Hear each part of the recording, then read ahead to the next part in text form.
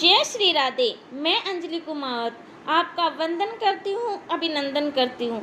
वैशाख माह का 13वां अध्याय। यह कथा सुनकर राजा ने श्रुति देव से प्रश्न किया कि हे ब्राह्मण, वैशाख मास में छत्र दान करने का क्या महत्व है? कृपया करके विस्तार पूर्वक बताइए। राजा के इस प्रश्न पर श्रुति देव जी कहने लगे कि जो कोई धर्मात्मा वैशाख मास में व्याकुल महात्मा को छत्री दान करता है, उनको अनंत फल मिलता है।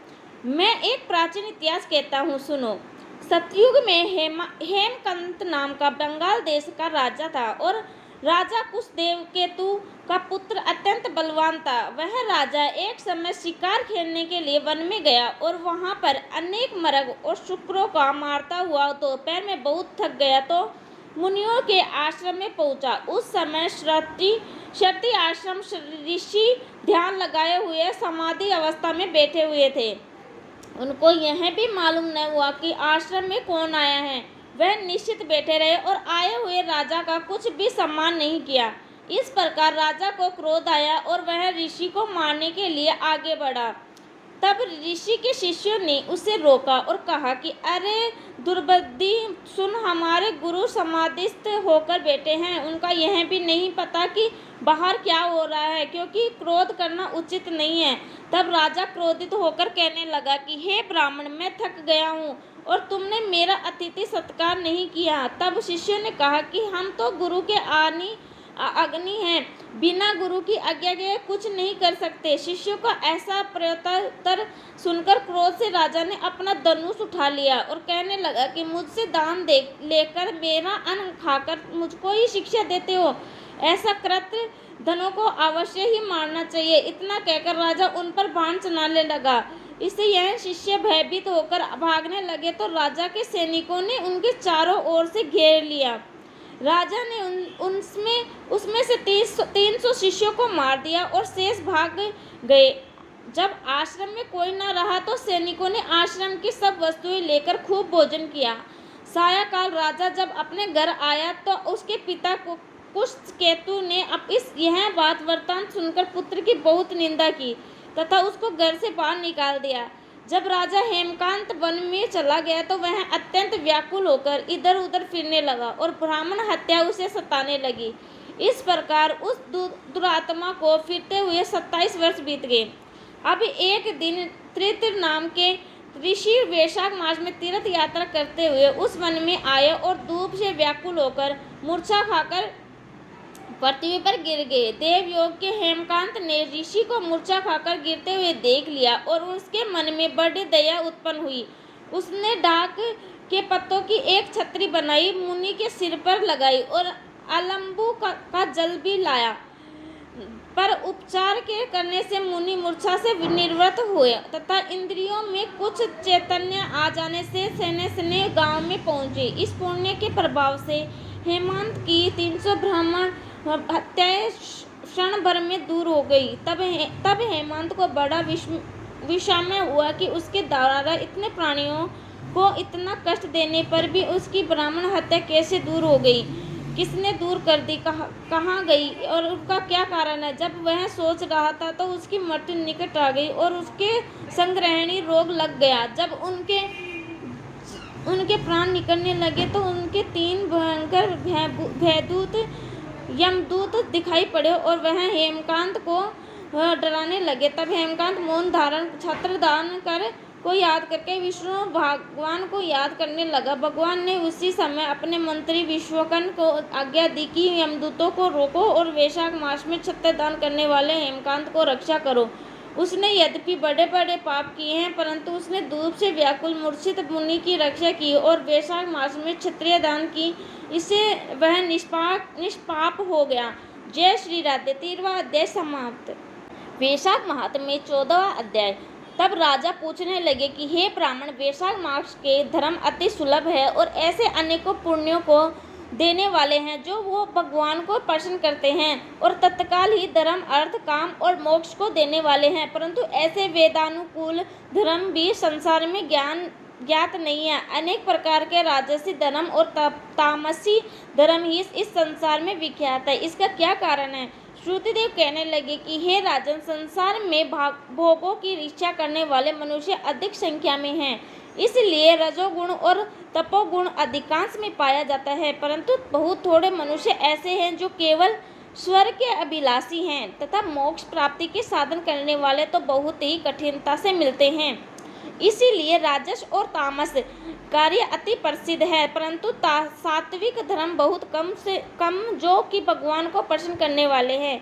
यह धर्म क्योंकि इच्छा रहित है, इस कारण इससे लौकिक और पारलौकिक के सुख के साधन होते हैं। वैष्णवी माया से मोहित होकर मनुष्य उसकी समझता ही नहीं। जैसे आदित्य के प्राप्त होने पर मनुष्य मनोरथ पूर्ण होते हैं, परंतु वैशाख मास के सब धर्म सात्विकों के लिए कहे गए हैं और यही सतो गुणियों के धर्म है। इस पर एक पुरातन इतिहास कहता हूँ।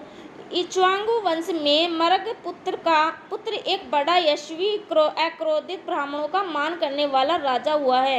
एक दिन वह शिकार खेलता हुआ वशिष्ठ जी के आश्रम में जा पहुंचा। वहां पर उसने देखा कि आश्रम के मार्ग में वशिष्ठ जी के शिष्यों ने कहीं प्याऊन लगा रखी है, कहीं छाया मंडप बना रखा है, कहीं बावली साफ करवा रहे हैं, कहीं बैठे हुए लोगों पर पंखे से हवा कर रहे हैं, कहीं सुगंधित वस्तुएं और फल बांट रहे हैं, मध्याह्न के समय छत्री दान कर रहे हैं, सायकाल को पीने की वस्तुएं दे रहे हैं, कहीं पान और कहीं कपूर आंखों में लगा रहे हैं।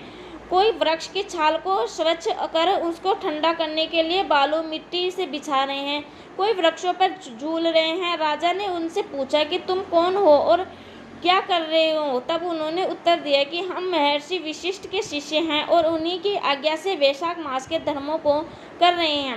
राजा ने फिर पूछा कि इन धर्मों को करने से कौन से देवता प्रसन्न होते हैं, क्या फल मिलता है? वह कहने लगे कि राजन, हम अपने गुरु की आज्ञा से यह सब कर रहे हैं और हमको बताने का आवश्यक नहीं है, अतः आप हमारे गुरुजी से यह सब बातें पूछ सकते हैं। शिष्य की यह वार्ता सुनकर वह महाशवी राजा संपूर्ण धर्म के तत्वों को जानने वाले श्री वशिष्ठ जी के आश्रम की तरफ चला दिया। उनका आश्रम विद्या और योग का स्थान था। राजा को अपने आश्रम में आया देखकर ऋषि ने अत्यंत प्रसन्नचित्त होकर साथियों के सहित राजा का अतिथि सत्कार किया। तब राजा बड़ी प्रसन्नता और निर्मलता से पूर्वक बैठकर गुरुजी से पूछने लगा कि गुरुदेव, ये आखेट से थककर आतिथ्य भाव से आपके आश्रम की तरफ आ रहा था तो मैंने आपके शिष्यों को बहुत से धर्म के कार्यों को करते हुए देखा। इसलिए महाराज, मेरे मन में बड़ी उत्सुकता उत्पन्न हो रही है कि यह सब धर्म के कार्य करने से क्या फल प्राप्त होता है। आप स्वर्ग हैं और मेरे गुरु हैं, मेरे मन में बड़ी शंका है, कृपया आप संदेह को मिटाइए, मैं आपको नमस्कार करता हूँ। वशिष्ठ जी कहने लगे कि राजा, ऐसे प्रतीत होता है कि तुम्हारे पुण्य फलीभूत हो रहे हैं, जो तुम्हारी बुद्धि भगवान की कथा और उसके धर्म के तत्वों को जानने में लगी है। तुम्हारी बुद्धि अत्यंत पवित्र और सुशिक्षित है। जो प्रश्न तुमने किया है वह महर्षि हर्षपूर्वक इनका वर्णन करते हैं। इसके सुनने मात्र से बहुत से पापों का नाश हो जाता है। जो सब धर्मों को छोड़कर विषय व्यक्त हो जाता है, वह यदि प्रातः काल वैशाख मास का स्नान करे तो भगवान का प्रिय हो जाता है। इसने धर्म के सब कार्य संगोपांग किए हो किंतु वैशाख का अंदर न किया हो तो भगवान उससे दूर ही रहते हैं। जिसने वैशाख मास बिना दान और स्नान के खो दिया, वह इस कर्म को से चांडाल योनि में जन्म लेता है। जो वैशाख मास में श्रद्धा भावना भगवान को थोड़ा भी पूजन करता है, वह उसी से प्रसन्न हो जाते हैं। अधिक से अधिक परिश्रम वह नहीं देखते। वैशाख मास के धर्म अति सुगम है तथा भगवान को प्रसन्न करने के लिए उनमें श्रम की थोड़ा और भव्य की भी अधिक नहीं करना पड़ता है। इसीलिए जो वैशाख मास के धर्मों को नहीं करता वह दंडनीय है। इस प्रकार ऋषि ने राजा को सब शस्त्रों तक वैशाख मास के धर्म समझाए। तब राजा सब धर्मों का सुनकर तथा यथोचित हो गुरु की पूजा करके अपने घर चला गया और घर पहुंचकर वैशाख मास के सभी धर्म करने लगा। जय श्री राधे। 14वां अध्याय समाप्त। जय श्री राधे। वैशाख माह का 15वां अध्याय। अब जानते हैं आगे की कथा। राजा ने सारे शहर में यह सूचना कराई कि 8 वर्ष की आयु से लेकर 80 वर्ष तक की आयु तक का जो भी मनुष्य मेष की संक्रांति में सूर्योदय से पहले स्नान नहीं करेगा, वह दंडनीय समझा जाकर शहर से निकलवा दिया जाएगा। पुत्र, भार्या, इष्ट मित्र, चाहे जो भी कोई हो, वैशाख मास के धर्म का पालन नहीं करेगा, मैं उसको चोर के समान दंड दूंगा। प्रातः काल पवित्र जल में स्नान करो, स्थान का पर प्याऊ लगाओ, यथाशक्ति योग्य ब्राह्मणों को दान तथा अन्य धर्म के कार्य करो। प्रत्येक गांव में एक एक उपदेश करने वाला विद्वान ब्राह्मण नियुक्त कर दिया गया तथा 5 गांवों में एक अधिकारी थी नियुक्त किया गया। इसी प्रकार चक्रवर्ती राजा के शासन में यह धर्म वृक्ष सारे देश में भली प्रकार फैल गया। इस राज्य में जो पापी मर जाते थे वे भी बेटू में प्राप्त होते थे। वैशाख मास में एक बार के स्नान करने से पापों से मुक्ति होकर कोई भी प्राणी यमपुरी को नहीं जाता। इस कारण उस सूर्यवंशी राजा ने यम के सभी लेखों को मिटा दिया। मनुष्य के जो भी पुराने कर्म थे सब नाश हो गए। चित्रगुप्त के लिए लिखने को कुछ भी न रहा तथा सब नरक भी खाली हो गया। तब एक समय नारद जी यमराज के पास जाकर कहने लगे कि राजन, नरक में पहले जैसे हाहाकार शब्द नहीं सुनने जाते हैं। चित्रगुप्त के पास भी लिखने को कुछ नहीं, हाथ पर हाथ रखे मुनि बैठे हैं। बड़े बड़े पापी भी अब तुम्हारे लोक में नहीं आते, इसका क्या कारण है? तब धर्मराज कहने लगे कि महामुनि, एक राजा पृथ्वी पर हुआ है। अपने राज्य में उसने आज्ञा दी है कि जो कोई वैशाख मास के धर्मों का पालन नहीं करेगा वह दंडनीय होगा।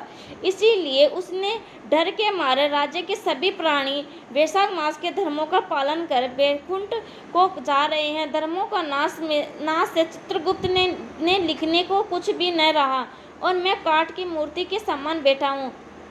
अभी मैं युद्ध करके उस राजा को मारूंगा, क्योंकि मेरे पास अब कुछ काम न रहा और सेवक को स्वामी का कार्य अवश्य करना चाहिए।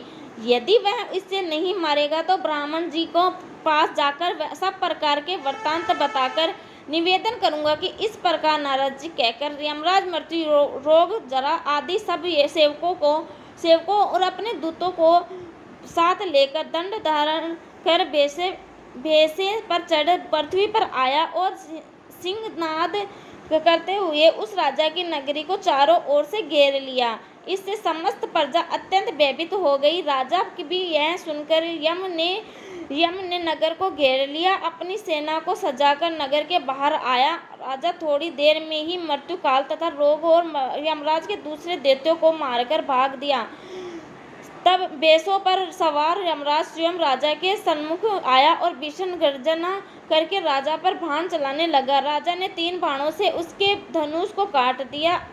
अब यम ढाल और तलवार ले राजा को मारने के लिए चला और तब राजा ने उसकी ढाल तलवार भी काट दी और काले सर्प जैसी फार मारता हुआ क्रोधित होकर एक बाण यम के मस्तक पर मारा। तब यमराज ने क्रोधित को दंड उठाया और उसको ब्रह्मास्त्र से अभिमंत्रित कर राजा को छोड़ दिया। उस समय बड़ा हाहाकार मच गया। तब भगवान विष्णु ने अपने भक्त की रक्षा के लिए सुदर्शन चक्र छोड़ा तो जो युद्ध स्थल में जा पहुंचा और दंड से युद्ध कर ब्राह्मण का निवारण करता हुआ यमराज को मारने लगा। यह देख वह भक्त राजा भयभीत होकर चक्र की स्तुति करने लगा कि हे भगवान विष्णु के हाथ से आभूषण शस्त्र बार, तुम्हें मेरा नमस्कार। भगवान तुमको सारे लोगों की रक्षा के लिए धारण करते हैं, क्योंकि जो देवता के द्रोही हैं तुम उनके काल को हो।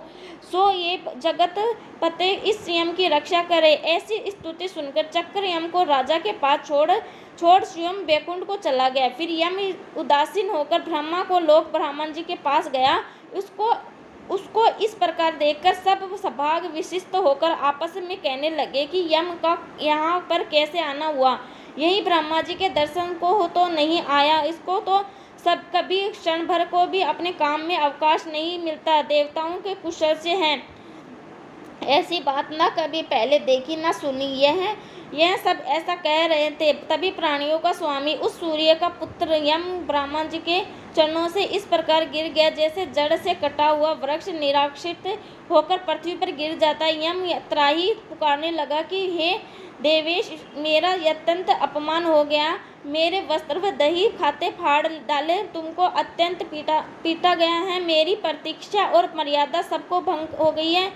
हे कमलासन आपके होते हुए मेरी यह दुर्गति हुई है। ऐसा कह वह पृथ्वी पर गिर गया। तब वहाँ पर बड़ा कोलाहल हुआ।